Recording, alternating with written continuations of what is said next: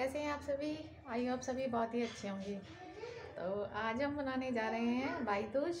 तो पहले हम करेंगे पूजा और कहानी सुनेंगे, उसके बाद फिर हम तिलक करेंगे। तो बने रहिएगा हमारे साथ वीडियो के एंड तक। और हमारी वीडियो पसंद आए तो प्लीज़ हमारी वीडियो को लाइक कर दें। तो चलिए चलते हैं। एक बुढ़िया अम्मा थी, उसके 7 बेटे और एक बेटी थी। बेटी की शादी हो गई थी और बेटों की शादी जब भी होती फेरों के समय एक सांप आता और बेटे को डस लेता था। इस तरह से उसके 6 बेटे मर गए। तो भाई दूज आने को हुई तो भाई ने कहा कि माँ मैं तिलक करा के आता हूँ बहन से। माँ ने कहा ठीक है।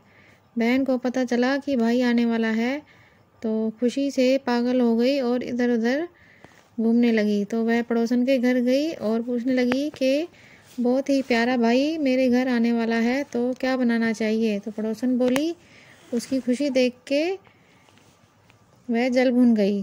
तो बोली कि दूध से रसोई लेप ले और घी में चावल पका ले। बहन ने ऐसा ही किया। उधर भाई जब बहन के घर जा रहा था तो रास्ते में एक सांप मिला। सांप उसे डसने को हुआ तो भाई बोला कि तुम मुझे क्यों डस रहे हो। तो सांप बोला कि मैं तुम्हारा काल हूँ, तुम्हें डसने आया हूँ। तो भाई बोला कि मैं बहन के घर जा रहा हूँ, तिलक करा के जब वापस लौटूंगा तब तुम मुझे डस लेना। सांप बोला, भला कोई मौत के लिए भी लौट के आया है जो तुम आओगे। तो भाई ने कहा कि तुम्हें यकीन न हो तो तुम मेरे थैले में बैठ जाओ, जब तिलक हो जाए तब तुम डस लेना। सांप ने ऐसा ही किया और उसके साथ चला गया। भाई बहन के घर पहुंचा तो भाई बोला कि बहन बहुत भूख लगी है, खाना लगाओ। भाई ने पूछा कि बहन इतनी देर क्यों हो रही है, क्या पका रही है जो इतना टाइम लग रहा है। तो बहन ने सब बताया। तो भाई बोला कि पगली कभी घी में चावल पके हैं और दूध से कोई रसोई लीपता है, गोबर से रसोई को लीप और चावल पानी में पका। बहन ने ऐसा ही किया। भाई ने खाना खाया और कहा कि मुझे नींद आई है। तो इतने में ही बहन के बच्चे आ गए। उन्होंने वो झोला ले लिया जिसमें सांप था, उसमें से एक हीरो का हार निकला। तो बहन ने कहा, भैया तुमने बताया नहीं कि तुम इतना सुंदर हार लाए हो। तो भाई बोला कि तुम्हें पसंद है तो ले लो, मैं इसका क्या करूँगा। अगले दिन भाई बोला कि मैं चलता हूँ, कुछ खाना बांध दे। तो बहन ने उसे लड्डू बना के दे दिए। भाई कुछ दूर जाकर थक कर पेड़ के नीचे लेट जाता है। उधर बहन के बच्चों को भूख लगी तो बोली, लड्डू के लिए चक्की में बाजरा पीसा था, जाके ले लो। बच्चे देखते हैं तो वहाँ सांप की हड्डियाँ होती हैं। यही बात माँ को आकर बताई तो वह भाई के पीछे भागी हुई गई। तो वह रास्ते में जो भी मिलता उससे अपने भाई के बारे में पूछती जाती। आगे उसे पेड़ के नीचे भाई मिलता है तो वह पूछती कि भैया तुम्हें जो मैंने लड्डू दिए थे खाए तो नहीं। मैंने तो नहीं खाए हैं, इतने से लड्डू ही तो दिए थे, उसके लिए भी तो पीछे पीछे आ गई। तो बहन बोली, नहीं तू झूठ बोल रहा है, मैं तेरे साथ ही चलूँगी। तो भाई बोला कि तू नहीं मान रही तो चल। चलते चलते बहन को प्यास लगी। बहन बोली कि मुझे पानी पीना है। भाई बोला, अब मैं यहाँ तेरे लिए पानी कहाँ से लाऊं, देख दूर कहीं चील उड़ रही हैं, चली जा शायद तुझे पानी मिल जाए। तब बहन वहाँ गई और पानी पीकर लौट रही थी। तो रास्ते में वो देखती है कि एक ज़मीन में 6 शिलाएं गड़ी हुई हैं और एक बिना गड़ी हुई रखी है और वहाँ पर एक बुढ़िया भी बैठी हुई थी। तो उसने बुढ़िया से पूछा कि ये शिलाएं कैसी हैं। तो उसने बताया कि एक बुढ़िया है, उसके 7 बेटे थे, तो 6 बेटे तो शादी के मंडप में मर चुके हैं, उनके नाम की शिलाएं गड़ी हुई हैं और 7वें की शादी होनी अभी बाकी है, जब उसकी शादी होगी तो वो भी मर जाएगा। तो ये सब सुन के बहन समझ गई कि ये शिलाएं किसी और की नहीं बल्कि उसके भाइयों के नाम की ही हैं। उसने अपने 7वें भाई को बचाने का उपाय पूछा।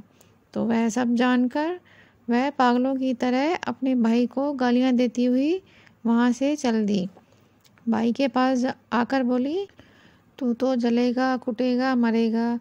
तो भाई उसके ऐसे व्यवहार को देखकर चौंक गया पर उसे कुछ समझ नहीं आया। इसी तरह दोनों अपने माँ के घर पहुँच गए। कुछ दिन बाद भाई के रिश्ते आने लगे तो उसके भाई की भी शादी तय हो गई। तो जब भाई को सेहरा पहनाने लगे तो बोली कि क्यों सेहरा, इसे क्यों लगेगा, सेहरा तो मैं लगाऊंगी। तो सभी ने तंग आकर सेहरा उसकी बहन को पहना दिया। तो उसने देखा कि कलगी की जगह सांप का छोटा बच्चा था उसमें, तो उसने उसे निकालकर बाहर फेंक दिया। बारात सामने वाले दरवाजे से जाने लगी तो बोले कि सामने वाले दरवाजे से मैं जाऊंगी, ये पीछे वाले दरवाजे से जाएगा। तो जैसे ही वो दरवाजे से निकलने लगी तो दरवाज़ा गिरने लगा। तो बहन ने उसकी एक ईंट निकाल कर अपनी चुनरी में डाल ली तो दरवाज़ा वहीं रुक गया। तो आगे बारात रास्ते में रुकी तो लड़के को किसी पीपल के पेड़ के नीचे खड़ा कर दिया। तो बोले कि क्यों, ये छाया में क्यों खड़ा होगा, छाया में तो मैं खड़ी होंगी, ये धूप में खड़ा होगा। तो जैसे ही वह पेड़ के नीचे खड़ी हुई तो पेड़ गिरने लगा। तो उसने पेड़ का एक पत्ता तोड़कर अपनी चुनरी में रख लिया, पेड़ वहीं रुक गया। सभी लोग अचंभा करने लगे कि ये सब कोई जादू टोना सीख के आई है क्या, जो अपने भाई की ऐसे रक्षा कर रही है। तीरों के समय भी वह अपने भाई को गालियाँ देती है। तो जब शादी के बाद दूल्हा दुल्हन की रात जगती है तो बोलती है कि मेरी भी रात जगाओ। तो सभी लोग कहते हैं कि इसे भी बीच में पर्दा लगा के वहीं पर सुला दो। तो जब वह सोती है तो रात को देखती है कि एक सांप आता है, तो वह उसे एक टोकरी में डाल के बंद कर देती है और चैन से सो जाती है। तो ऐसे वो अपने भाई की रक्षा करती है और सुबह उठकर अपनी माँ को सारी बात बताती है कि कैसे उसने अपने भाई को काल के मुंह से बचाया है। तो सभी बहनें भाई दूज के दिन भाई को तिलक करती हैं और उसकी लंबी उम्र की कामना करती हैं और उसकी खुशहाली की कामना करती हैं। तो इसी तरह हमने भी मनाया है भाई दूज का पर्व। इधर देखो, बहुत है ना, कोई नहीं, अरे बहुत है। तो कैसा लगा आपको ये कहानी सुनकर, प्लीज़ कमेंट करके बताइएगा।